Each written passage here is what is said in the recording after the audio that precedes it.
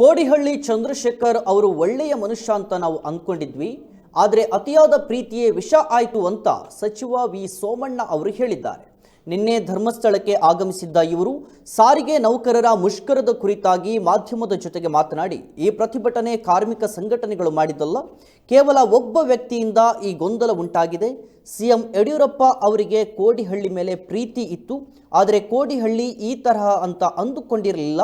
ಕೋಡಿಹಳ್ಳಿ ಚಂದ್ರಶೇಖರ ಸೇರಿದಂತೆ ಎಲ್ಲರಿಗೂ ಆ ಮಂಜುನಾಥ ಸ್ವಾಮಿ ಜ್ಞಾನವನ್ನ ನೀಡಲಿ ಎಂದಿದ್ದಾರೆ.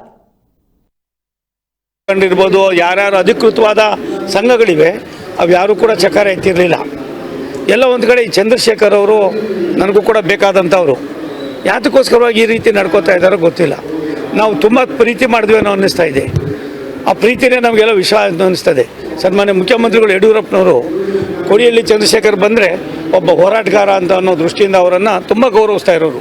ನಮ್ಮನ್ನು ಪಕ್ಕದಲ್ಲಿ ಕಳಿಸಿ ಅವರು ಕರೆದು ಮಾತಾಡ್ತಾಯಿದ್ರು. ಆದರೆ ಈ 4 ದಿನದಿಂದ ಗೊಂದಲ ಮಾಡಿ ಏಕ್ದಮ್ಮು ಕೋವಿಡ್ ಅಂತ ಮಹಾಮಾರಿ ಇರ್ತಕ್ಕಂಥ ಸಂದರ್ಭದಲ್ಲಿ ಬೇರೆ ಬೇರೆ ರಾಜ್ಯಗಳಲ್ಲಿ ಇವಾಗ ಸಂಬಳನೇ ಕೊಡೋ ಪರಿಸ್ಥಿತಿಯಲ್ಲಿ ಇರಲಿಲ್ಲ ಅಂತ ಅದು ಸರ್ಕಾರನೇ ನೆರವಿಗೆ ಬಂದು ಸನ್ಮಾನ್ಯ ಸಾರಿಗೆ ಸಚಿವರಾದ ಸೌದಿಯವರು, ಗೃಹ ಸಚಿವರಾದ ಬೊಮ್ಮಾಯಿ ಅವರು ನಾವೆಲ್ಲ ಕುಳಿತಾಗ ಮುಖ್ಯಮಂತ್ರಿಗಳು ಒಂದು ದಿನವೂ ಕೂಡ ಅದಕ್ಕೆ ಚಕಾರ ಎತ್ತಲಿಲ್ಲ. ಪ್ರತಿಯೊಂದು ತಿಂಗಳು ಕೂಡ ಸಂಬಳವನ್ನು ಕೂಡ ನೀಡಿದ್ದೀವಿ. ಅವ್ರ ಬೇಡಿಕೆ ಇದೆ. ಅದನ್ನು ಇಂಥ ಪರಿಸ್ಥಿತಿಯಲ್ಲಿ, ಇಂಥ ಕ್ಲಿಷ್ಟ ಪರಿಸ್ಥಿತಿಯಲ್ಲಿ ಅವರು ಯಾತಕ್ಕೋಸ್ಕರವಾಗಿ ಅದಕ್ಕೆ ಭವ್ಯೀಕರಣ ಮಾಡೋದು ಗೊತ್ತಿಲ್ಲ. ಇನ್ನು ಮುಂದೆ ಆದರೂ ಅವರು ಇಂಥ ಕೆಲಸಗಳು ಮಾಡುವಾಗ ವಾಸ್ತವ ನಂಗೆ ನೋವಾಗಿದ್ದು, ಯಾಕೆ ಈ ಮನುಷ್ಯ ಹಿಂಗೆ ಮಾಡ್ತಾ ಇದ್ದಾನೆ.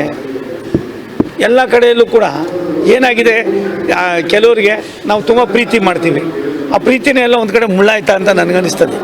ಮುಖ್ಯಮಂತ್ರಿಗಳು ಅವ್ರಿಗೆ ತುಂಬ ಪ್ರೀತಿ ಮಾಡಿದ್ರು, ಆ ಪ್ರೀತಿನೇ ಮುಳ್ಳಾಯ್ತೇನೋ ಯಾರೂ ನಾವು ಅರ್ಥ ಮಾಡ್ಕೊಂಡಿರಲಿಲ್ಲ. ಚಂದ್ರಶೇಖರ್ ಅವರು ಇಷ್ಟೊಂದು ಆತನು ಕೂಡ ಹೋರಾಟಗಾರ.